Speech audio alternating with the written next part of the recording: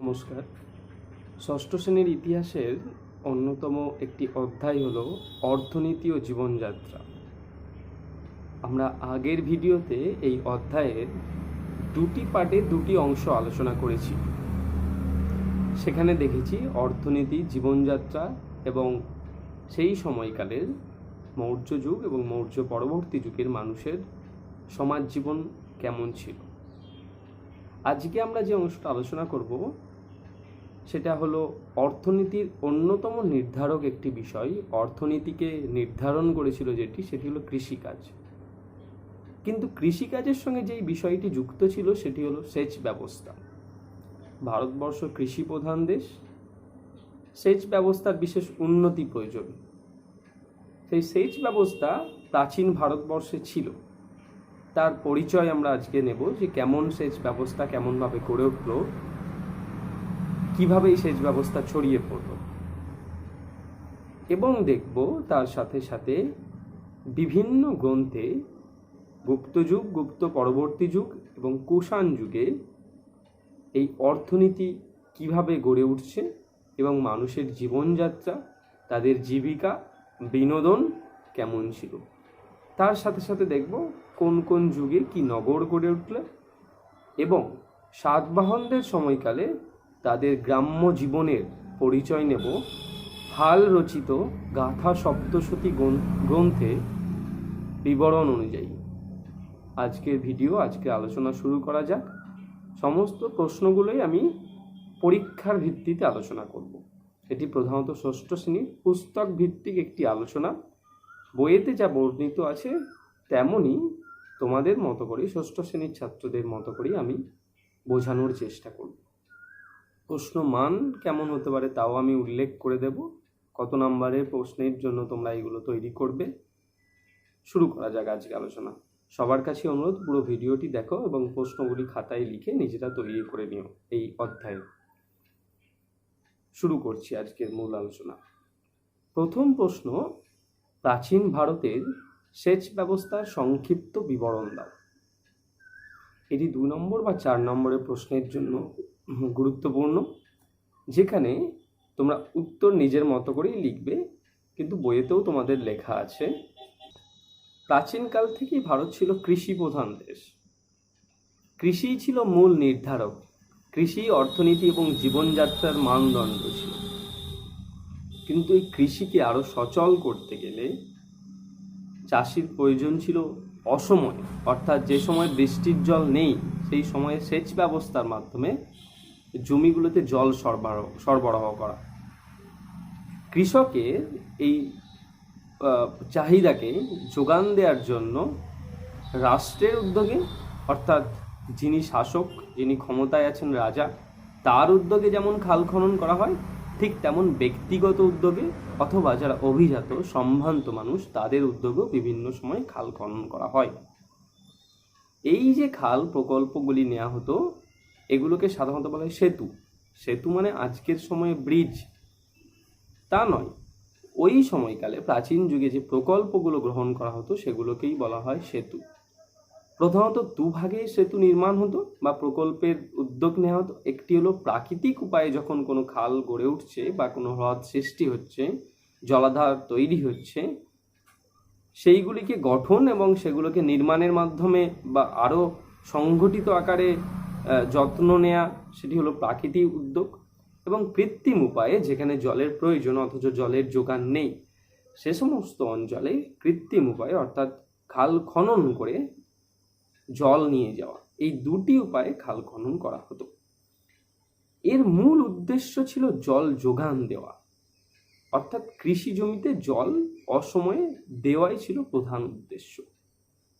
এছাড়াও মানুষ বিভিন্ন সময় বিভিন্ন যন্ত্রের সাহায্যে, ব্যক্তির নিজস্ব উদ্ভাবনী কৌশলের সাহায্যে, নিজের চিন্তা ভাবনার দ্বারা বিভিন্ন সময় যন্ত্রের আবিষ্কার করেছিল। তার মধ্যে একটি যন্ত্র ছিল একটি চাকার মতো গোল যন্ত্র, তার বাইরে আংটার মতো ঘটি যুক্ত একটি জিনিস লাগানো ছিল। অর্থাৎ চাকাটা যখন গোল হয়ে ঘুরবে, নিচে যদি জলের স্তর থাকে, চাকাটা যখন গোল হয়ে ঘুরবে তার নিচে খামচি সিস্টেম একটা বক্স থাকবে, অর্থাৎ জলের নিচে ডুবে যখন উঠবে সে জল ভর্তি করে উঠবে এবং ফিরে আসার সময় সেই জলটা ঢেলে যাবে। অর্থাৎ চাকা যখন রাউন্ড শেপে ঘুরছেন ঠিক তেমন করে নিচে যখন জলের স্তর আছে, তার পাশে চাকার মতো যন্ত্রটা লাগানো আছে, নিচে ঘটের মতো অংশটি জল ভরছে, নিয়ে এসে এই দিকে ফেলছে। এরকম উদ্ভাবনী কৌশল ছিল। তোমরা ছবিতে সেই ছবি দেখতে পাচ্ছ। পরবর্তীকালে এই যন্ত্রগুলিকে বলছে পার্সিয়ান হুইল। এটি অনেক পরে পার্সিয়ান হুইল বা পার্শ্বিক জলচক্র নাম হয়েছে। তার আগে মানুষ তার নিজের উদ্ভাবনী কৌশলের দ্বারা প্রাচীন যুগে ব্যবস্থা নিয়েছে। জল যোগান দেওয়ার জন্য রাষ্ট্র ট্যাক্স আদায় করতো, অর্থাৎ কর দিতে হতো রাষ্ট্রকে। এই জল যোগান সিস্টেম বা সেতু প্রকল্পের কোনো ক্ষতি করলে কুষাণ যুগে শাস্তিদানেরও ব্যবস্থা ছিল। এবং বিভিন্ন সময় ব্যক্তি নিয়োগ করে কোন অঞ্চলে কোথায় কত জল প্রয়োজন তার উদ্যোগও নিতেন রাজ্য বা রাষ্ট্রের উদ্যোগে এইগুলি গ্রহণ করা হতো।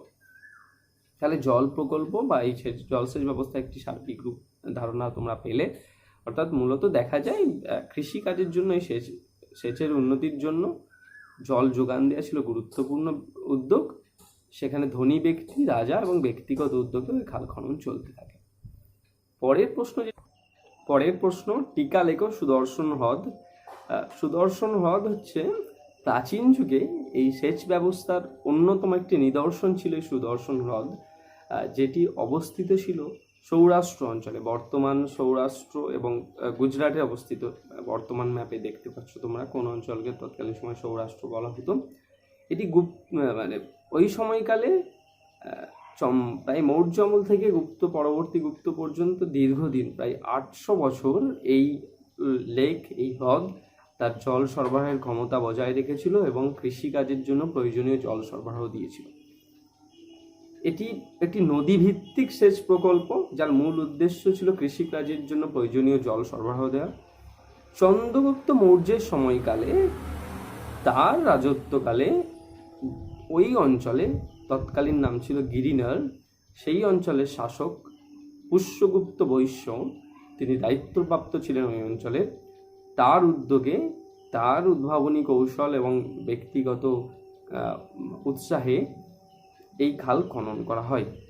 এবং এর সাথে সাথে এই খালের সাথে সাথে বিভিন্ন ছোটোখাটো সেচ খাল যোগ করা হয়, যাতে বিভিন্ন অঞ্চলে, প্রত্যন্ত অঞ্চলে যেখানে কৃষিকাজ হয় সেখানে জল সরবরাহ করা যায়। পরবর্তীকালে অশোকের সময়কালে আবার পুনঃসংস্কারের প্রয়োজন হয়ে ওঠে। অশোকের সময়কালে তৎকালীন ওই অঞ্চলের শাসক তিনি আবার সংস্কার করেন এবং জল সরবরাহের জন্য প্রয়োজনীয় ব্যবস্থা তিনি বজায় রাখেন। আরও একটি খাল তিনি খনন করেছিলেন এই সুদর্শন হ্রদের সঙ্গে যুক্ত করে। পরবর্তীকালে পোস্ট মৌরিয়ান টাইমে, অর্থাৎ মৌর্য পরবর্তী যুগে,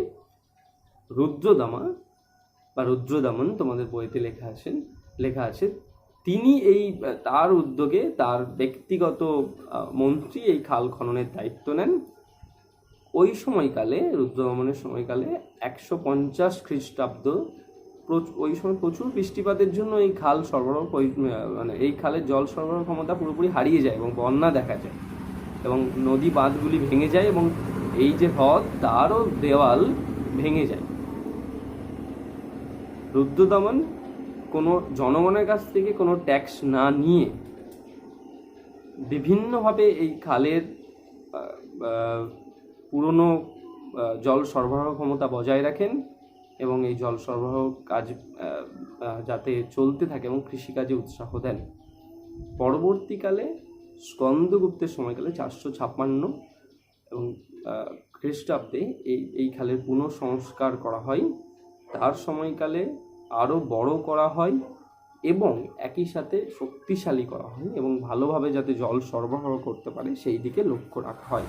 তাহলে প্রাচীন যুগে সেচ ব্যবস্থার জন্য, জল সরবরাহ করার জন্য সুদর্শন হ্রদ ছিল অন্যতম উল্লেখযোগ্য, যা শুষ্ক অঞ্চলে, যেখানে অসময়ে যাতে জল পাওয়া যায়, জল সঞ্চয় করে জল সাপ্লাই দেওয়ার কাজে গুরুত্বপূর্ণ ভূমিকা পালন করেছিল। পরের প্রশ্ন 1 নম্বরের জন্য তোমরা করবে, সেটি হলো কাপড়ের বা বস্ত্রশিল্পের জন্য অন্যতম গুরুত্বপূর্ণ অঞ্চল কুষাণ যুগে কোনটি ছিল, বা কাপড়ের ব্যবসার জন্য বিখ্যাত কোন অঞ্চল ছিল? মথুরা ও বারাণসী ছিল কাপড়ের ব্যবসার জন্য গুরুত্বপূর্ণ অঞ্চল এবং বাংলাও গুরুত্বপূর্ণ ভূমিকা পালন করেছিল। বাংলার মসলিন যে কাপড়, ঐতিহ্যশালী, তারও বিশেষ কদর ছিল এই কুষাণ যুগে বা কুষাণদের সময়কালে। পরের প্রশ্ন 1 নম্বরে, কুষাণ আমলে গড়ে ওঠা নতুন নতুন নগরগুলির নাম লেখো। একটা গল্প ছোট করে বলে রাখি, কুষাণদের কিন্তু সব নগরের নাম তোমাদের বইতে সেভাবে দেয়া নেই।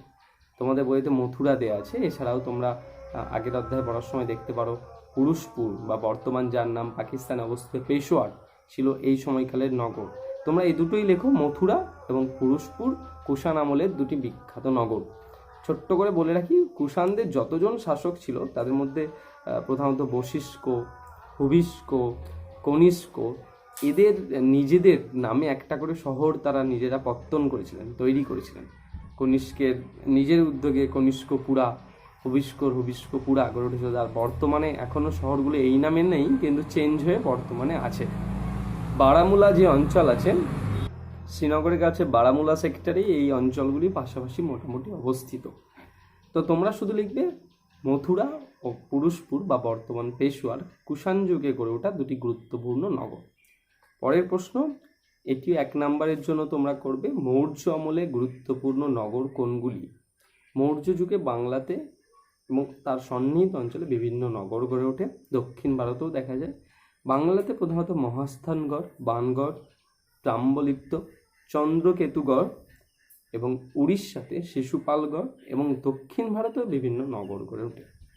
এবং ব্যবসা বাণিজ্যের জন্য দক্ষিণ ভারতে কাবেরী পত্তনম বলে একটি নগরের পরিচয় পাওয়া যাচ্ছে এই মৌর্য আমলে গড়ে ওঠা নগরগুলির মধ্যে। পরের প্রশ্ন 1 নম্বর অথবা 2 নম্বরের জন্য কুষাণদের সময়কালে বিনোদনের পরিচয় দাও বা কুষাণদের সময়কালে অবসর যাপন বা বিনোদন কেমন ছিল। যেহেতু কুষাণরা একটি, তোমরা ম্যাপে দেখতে পাচ্ছ কোন অঞ্চলে কুষাণদের বসবাস ছিল, তাদের রাজত্ব ছিল।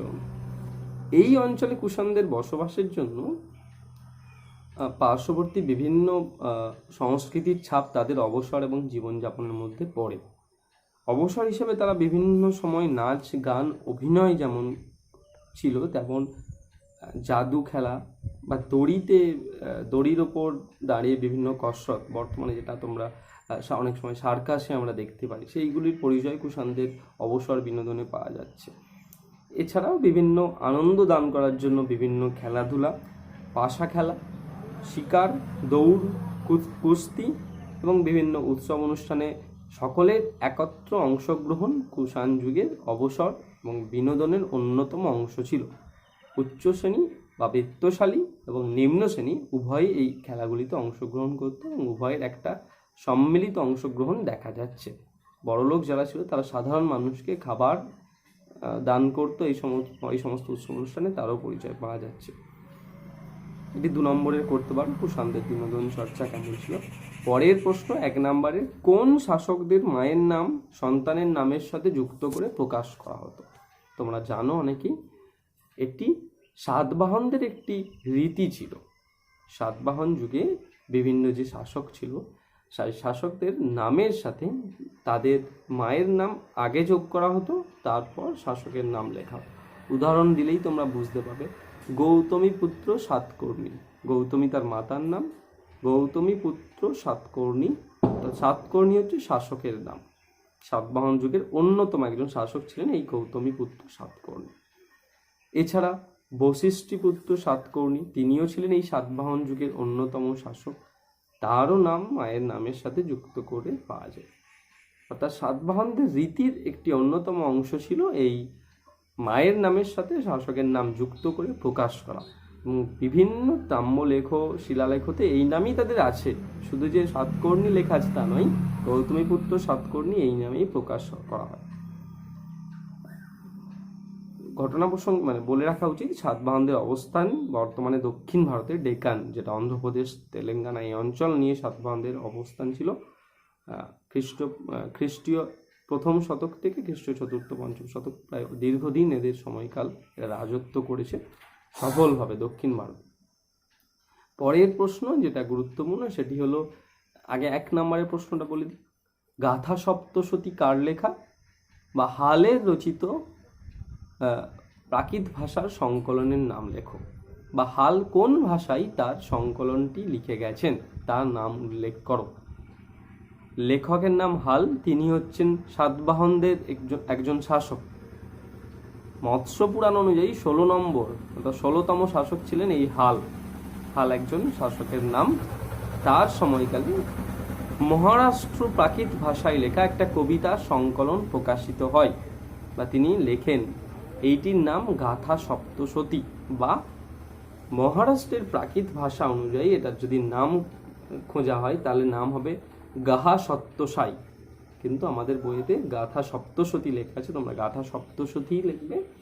এটি কবিতার একটি সংকলন প্রাকৃত ভাষায়, প্রচুর কবিতা আকারে ঘটনা, সমাজ জীবন, গ্রাম্য জীবন, মানুষের পারস্পরিক বসবাস, ভালোবাসা, স্নেহ, তাদের জীবন চর্চা এই সমস্ত ফুটে উঠেছে। লেখক হচ্ছেন হাল। কোন ভাষায় লেখা? প্রাকৃত ভাষায় লেখা। এটি একটি সংকলন, সব কিছু মিলিয়ে 700টি কবিতার সংকলন আছে। গাথা মানে পরপর গাথা আছে, সপ্তশতী একই সঙ্গে সপ্তশতী 700 সংকলন একসাথে বলা হচ্ছে। এই গাথা সপ্তশতী থেকে দক্ষিণ ভারতে গ্রাম্য জীবনের কি পরিচয় পাওয়া যায়? যদি এই প্রশ্ন আসে, এটি 2 নম্বরের জন্য করতে পারো। গাথা সপ্তশতী অনুসারে গ্রাম্য জীবনের যে পরিচয় পাওয়া যায় তাতে প্রধানত দেখা যায় গ্রামের মানুষ বিভিন্ন ফসল ফলিয়ে জীবন নির্বাহ করছেন। তারা প্রধানত কৃষিজীবী মানুষ। সেখানে বলা আছে গ্রামের বাড়িগুলি প্রাচীর দিয়ে ঘেরা, সেখানে ফুল ফলের গাছ সবই আছে, বিভিন্ন গৃহপালিত পশু পাখিও আছে। রাস্তা দুরকম, কখনো কখনো এই গ্রামের চওড়া ও সরু রাস্তাও দেখা যাচ্ছে। বর্ষায় রাস্তাগুলি কাদায় পড়ে যেত। গ্রামের শাসন থাকতো গ্রামীণীর হাতে, এবং চুরি ডাকাত থেকে টাকা পয়সা বাঁচানোর জন্য মাটির নিচে টাকা পয়সা লুকিয়ে রাখা হতো, পুঁতে রাখা হতো। এই রীতিও পাওয়া যাচ্ছে দক্ষিণ ভারতে, যার পরিচয় পাওয়া যায় হাল রচিত গাথা সপ্তশতী গ্রন্থ থেকে। বিভিন্ন সময় উৎসব অনুষ্ঠানে গ্রামগুলি সহজভাবে সবাই একত্রিত হয়ে অংশগ্রহণ করত।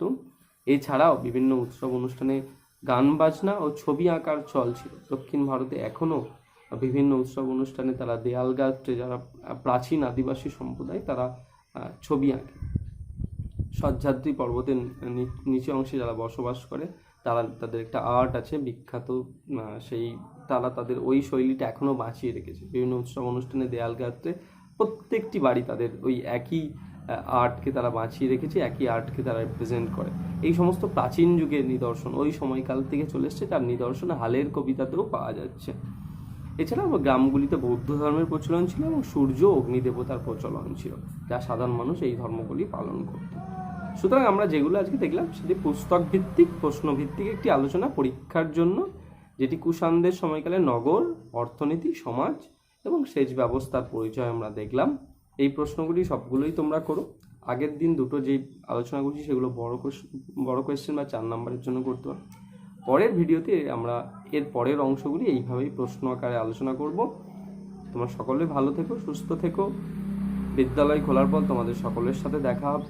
পড়াশোনা একইভাবে চালিয়ে যাও, নিজেরা বইগুলি রিডিং পড়ো। কোনো সমস্যা হলে আমাকে জানিও, বা এই ভিডিওর নিচে ডেসক্রিপশন বক্সে আমি কিছু কোয়েশ্চেন অ্যাটাচড করে দিচ্ছি যেগুলো তোমাদের কাজে লাগতে পারে, এগুলোই লিখে দিচ্ছি, এবং কমেন্টে তোমরা কোনো সমস্যা হলে জানাতে পারো। নমস্কার, ভালো থেকো সকলে।